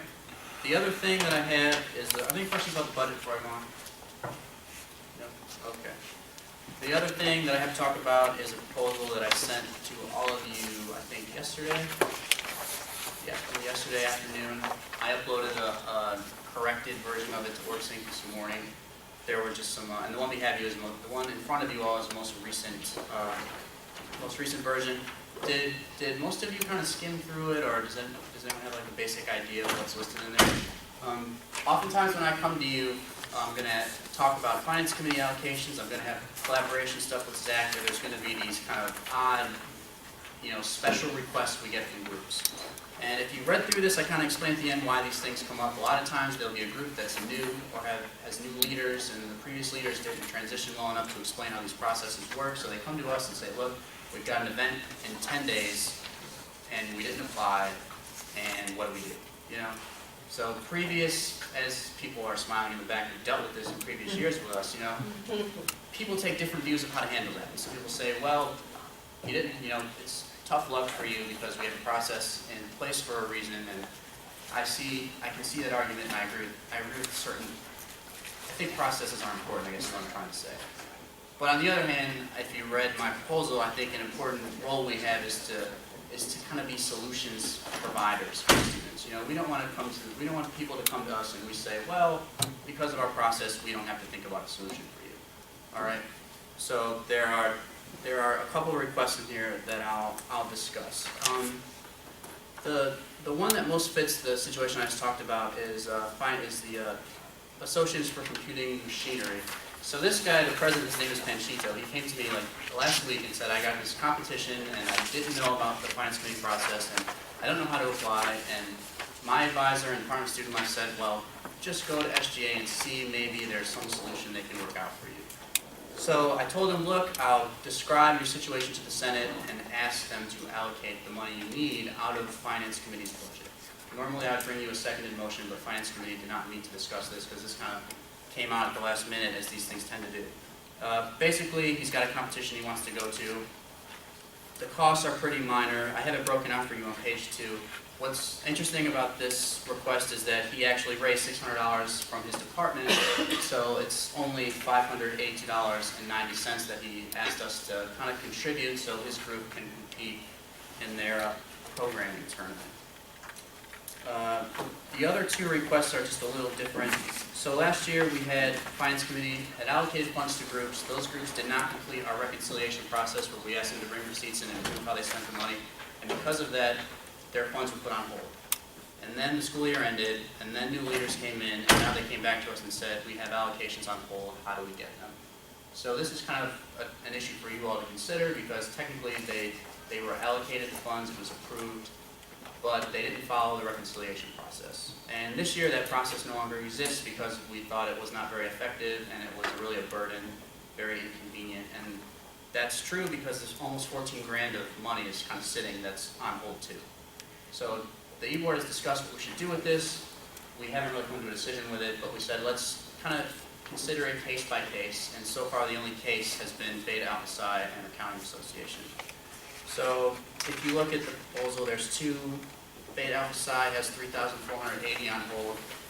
Accounting Association has $1,150. These funds have already been approved and ratified for them, but that was approved by a previous body.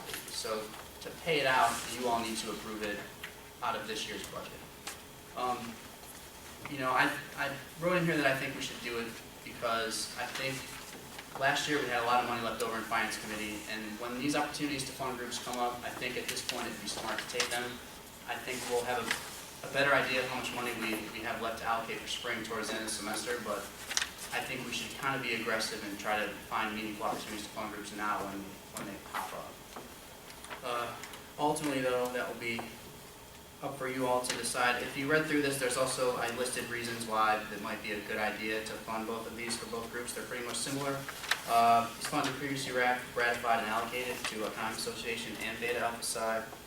The reconciliation process, which is the reason they don't have the funds, doesn't exist anymore. We decided it was, a failure is a strong word, but it kind of looked like that if you look at the effectiveness it had.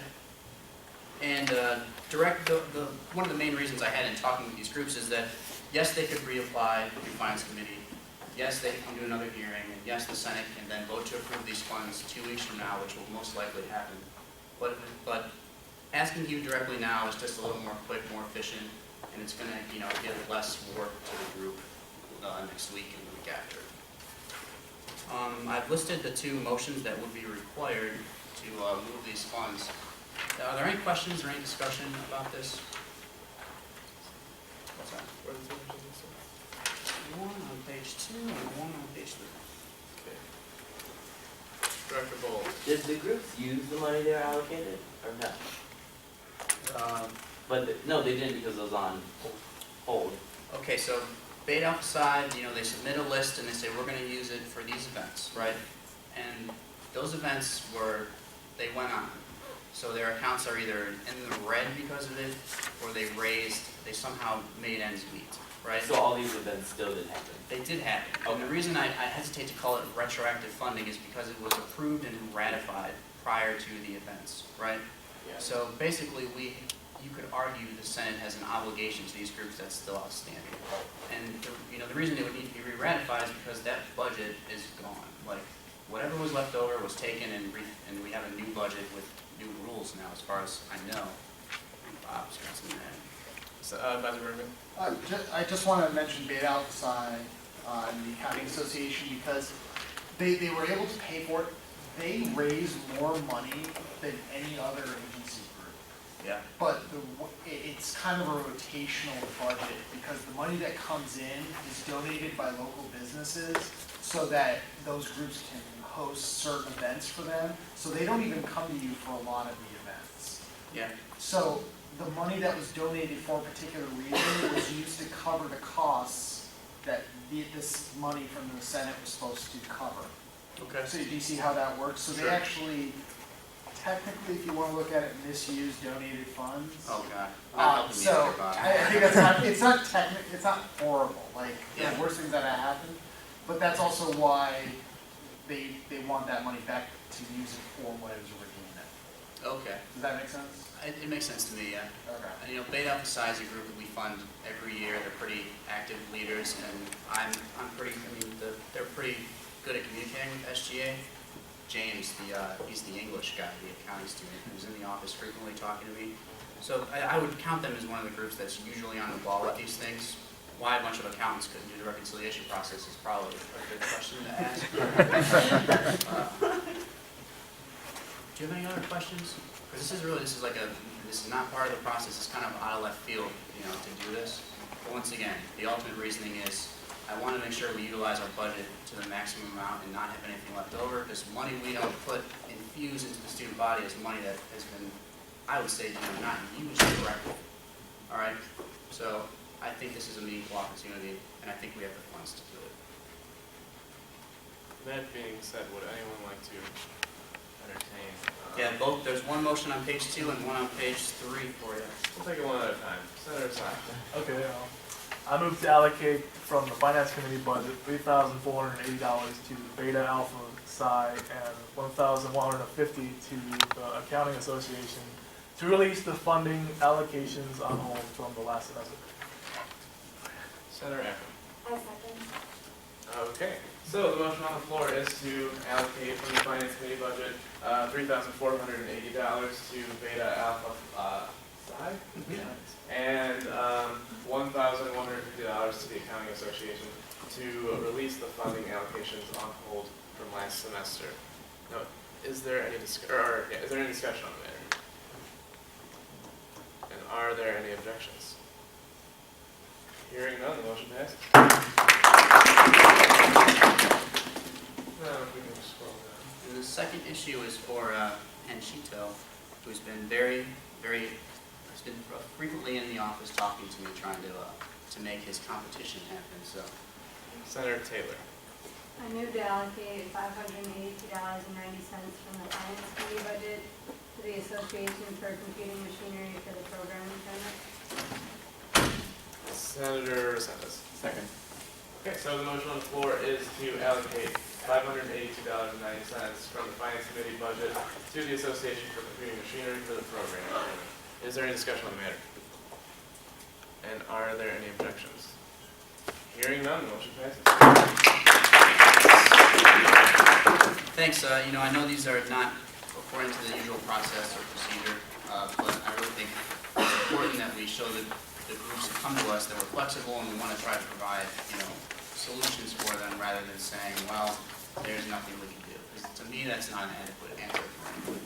My other question related to this is what can we do to limit these types of things? Do you think there's no way we can limit?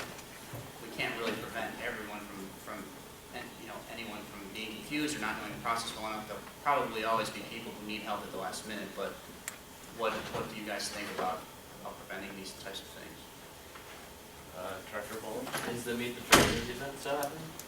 It's been a tentative thing for a couple of weeks. I think that clarifies a lot of things for the treasurers, and I think that, from what I remember of it last year, was very effective. Senator Jarvis. What about like a spot funding kind of ordeal where you can fill out a form online and maybe get at least 50% of it and then finance the rest maybe? So say you have a competition the next day, yet you don't know the process of going getting funding.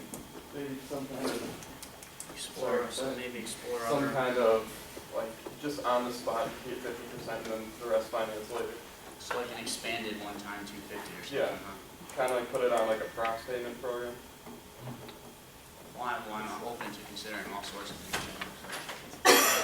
I hope you all understand the process well and you can answer questions and help me spread the word and how it actually works. I'll get off here one second. Okay, Senator Ward. Just the ones about where they didn't do the reconciliation, that wouldn't happen again anymore, would it? Because the No, reconciliation. it won't, because that requirement's been totally waived. Okay. You know, groups who have completed the reconciliation process, we didn't really get anything meaningful from them anyways. You know, a group of receipts that it wasn't effective. And then what's worse is that certain groups who are very active and do great things for our school have money on hold now because a process that was totally ineffective held them up, you know? But new student life has improved the cash system and OrbSync has helped, so it's just not necessary. All right? Cool. Thank you, Thanks, Treasurer guys. Wainer. Moving on. Let's see. So Spencer Brennan, who is the CEO of OSGA, couldn't make it. OSGA, if you guys haven't found it before, is kind of like an association of all the SGAs in Ohio, the Ohio Student Government Association. They kind of made up our own assistant treasurer, Zach Cole, is the CFO, and he is going to update you guys very quickly about the happenings of OSGA. So since Spencer wasn't here, I'm just going to go over we had a meeting last Tuesday for OSGA, and we established what we were doing for our conference. And one of the big issues is the bill that Senator Resendez talked about earlier, which is the bill to get voting rights for student representatives on the Board of Trustees. So that's the big thing at the conference. We're having representatives from Sherrod Brown's office there. Chair. Sorry, that's one way to pronounce it. Yeah. The governor's office is going to be there too. Marsha Fudge will be there, who is a representative from Cleveland. And then we're going to have a couple more state representatives from the South, Southern Ohio there to talk to us about it. And it's going to be a pretty good conference. I think most of the schools have RSVP'd. I think about 8 of the 14 public schools in Ohio are going to be there. It should be a pretty good conference. Which is more than last semester. Huh? Was it like 2 or 3 last time we were on? I think there was 4 the last time we were down there. And that's really all. Just short All right.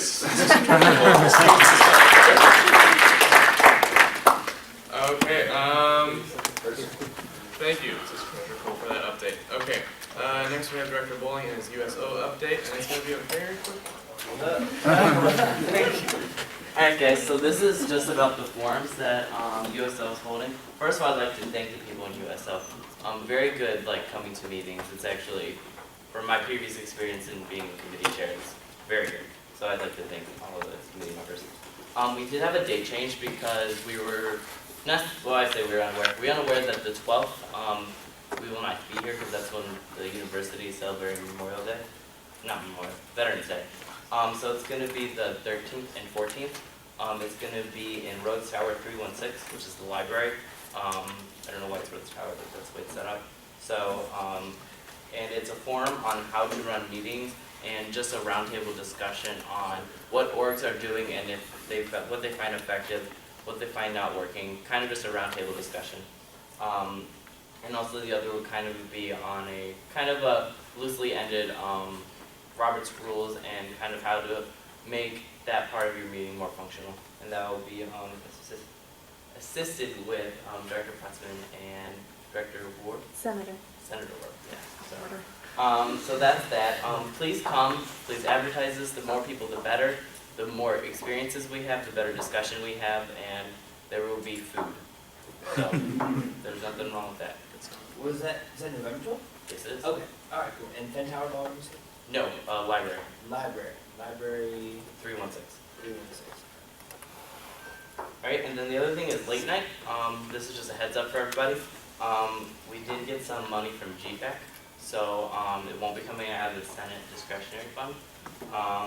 We got $1,400 $14,800, and that's for the full year for both spring and fall. And we may or may not be asking money for prizes. Currently, Allie's doing a lot of spearheading on getting donations, because first we want to get stuff free before we pay for it. We're just trying to make this bigger and better than last year, and the big change is that we got an extra grant per semester on kind of just a setup for more chairs, more tables, so that students experience theirs better.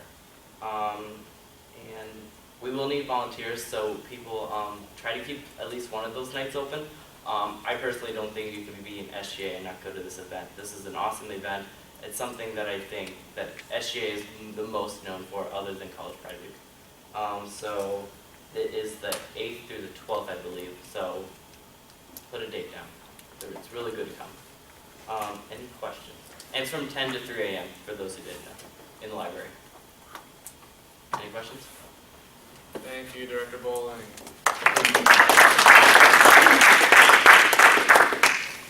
Okay, next we have Senator Carlton to tell us a little bit about the diversity personality profiles. I believe you guys all got those at the beginning of the meeting.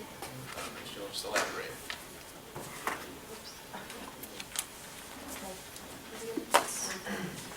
Okay. A couple of things. I wanted to talk with you a little bit about the committee, Board Diversity, Disability Inclusion Committee. We met today. Senator Andrea Folks, and Senator Samuel Sanye are on my committee. We talked about changing the name change from diversity to Diversity, Disability Inclusion Committee, and the importance, just so that people in SGA and outside of SGA know that we do address the disability perspective.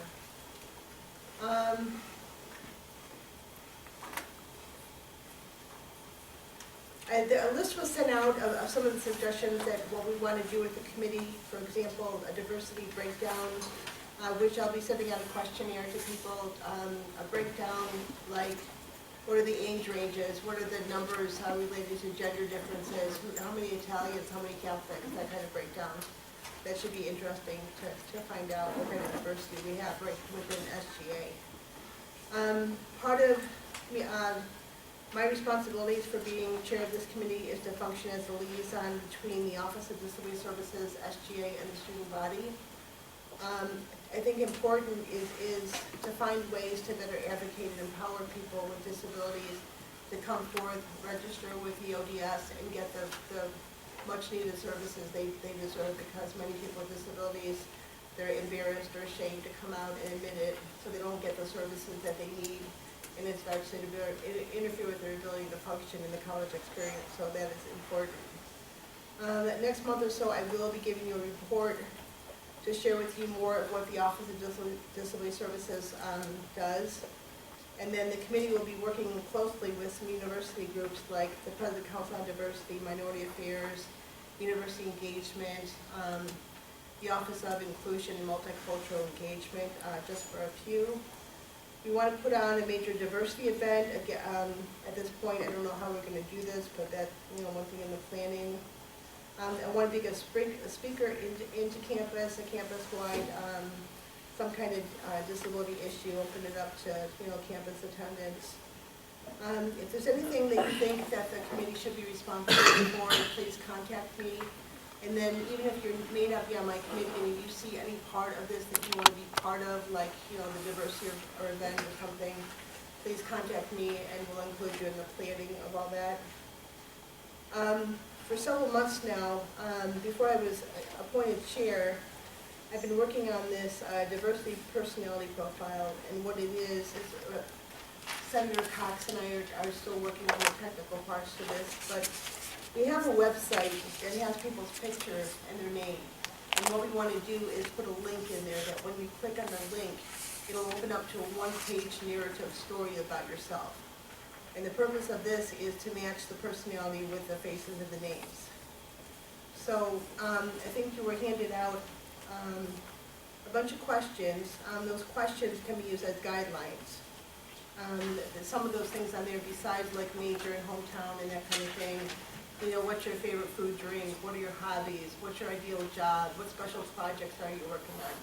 You don't have to, you can just follow that in your narrative story to answer those questions. You can just answer a couple of them.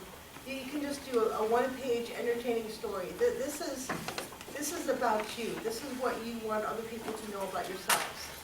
This is how other people can get to know you better in SGA, outside of SGA, who you are, what you represent.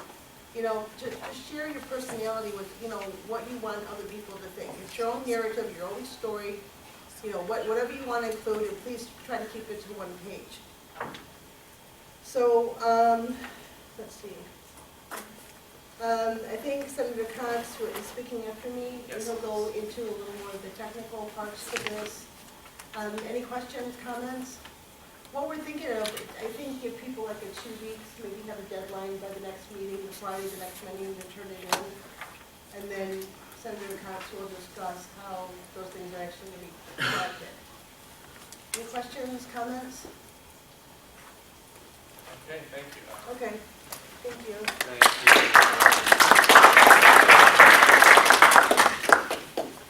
And Senator Cox,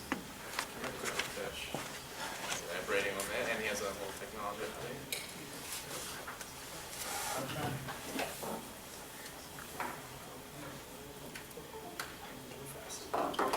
I know you guys want to get out of here, so I'm going to make this really fast, but really clear.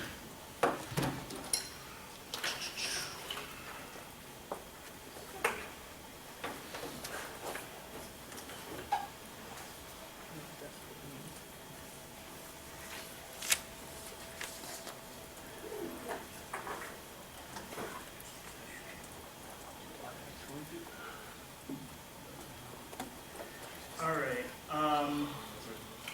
Again, my name is Alex Cox. I'm Director of Technology here, if you didn't know that.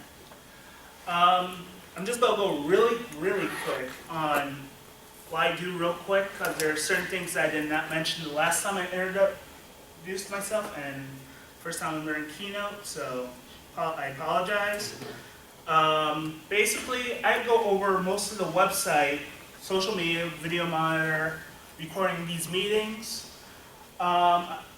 And also I work with the University Technology Committees, which was ITAC, which is the Information Technology Advisory Committee, and Computational Services. Pretty much, okay, let's just start with the website here, because this is going to take me the most time. Basically, when you go on SGA's website, like I think I pretty much showed a couple meetings ago, you go to your SGA, you select which department you want. Let's see here. Let me go to my own personal one, because that would work better. Basically, you just click on the name, and it'll take you to your own personal page. So like for instance, I'm going to click on mine's here, and I just came up with this random example at the last second, because it's pretty awesome. It has the name, office hours, and your diversity profile, and also whatever else you want on there to get known, basically, to your college, or if you're at large, your fellow constituents. Basically, when you look at the profile here, name, major, what kind of senator you are, you know it shows on the front page, but it's good to put it again. Whatever questions is on the paper, pretty much you would put on the page. This is for, at least for the Diversity Profile Committee, well, Diversity Committee, or Diversity and Disability Services Committee, this is required. You tried it. I tried, yeah. This is required. For everybody else, and I know I didn't talk to the Director of Public Relations on this, I think it's pretty good to put it on there as well, as for everybody, e-board included. It gets well known even better. As well as that, since I got that out of the way, I also, like I said, I managed also the social media stuff. And just for point of reference and for record, during the e-board report, we ran out of film, basically. And I just want to make note of that for official record, as this is supposed to be transparent. Also, for any events centers are working on, So center projects, director's projects, whatever the case may be. I can put your event on the video monitor outside of our office. That'll also publicize your event. So you usually will let me know that. Social media stuff I manage along with the public relations director, Twitter and Facebook, and also we have this little thing called the link. Basically, the link is supposed to be kind of like a common ground so students can actually submit suggestions, questions, whatever they thought that would make SGA better to us. So for instance, and just looking at a live look right now, what do you think about the Smoky Man? Of course, we still need to get this out there because they didn't know that they can answer this one to tell us what they think about the Smoky Man. What are our artworks? Somebody submitted that one, I didn't, and I went ahead and answered. All members keep our own hours. So that's kind of like a quick thing about that. I encourage you to tell us about all our social media platforms, our website. If you have any questions or look confused, raise your hand now or hold your peace. It said 10 p.m. instead of 10 a.m. Okay, I'll fix that. That's our social media platforms. And lastly, not least, this is a way for you guys to contact me. I have my email and phone number on the screen right now. If you want to write it down, it will be suggested. This is also where you would also submit your diversity profile. Either email me at this email or through OrgSync, which is through our, let's see here, if I can pull this up, our website request form.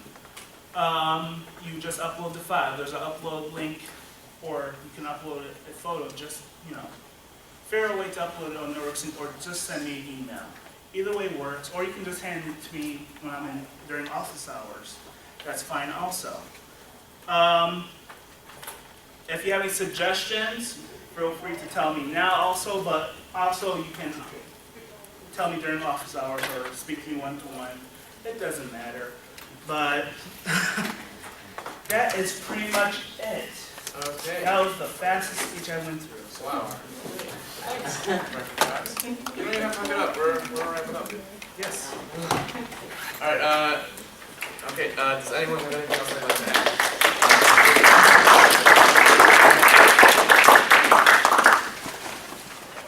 Anyone have anything else they'd like to add? Going once. Going. Oh, Trevor Weiner. Sorry, one more thing. Officer Petrie wanted us to beta test her mobile app. Right. And I tried to download it and I can't find it. She said it's on the App Store and I just found it. What is it called? It's called Viking Shield, if you're talking about the police So I app. guess some of you have already downloaded it. We made a commitment to her to beta test her. If you have not on a mobile phone, it's called Viking Shield. That's helpful. Search for it and then download it. They are expecting SGA to do that. Okay. Thank you for the reminder. Anything else? Okay. I adjourn this meeting at 7:05 p.m.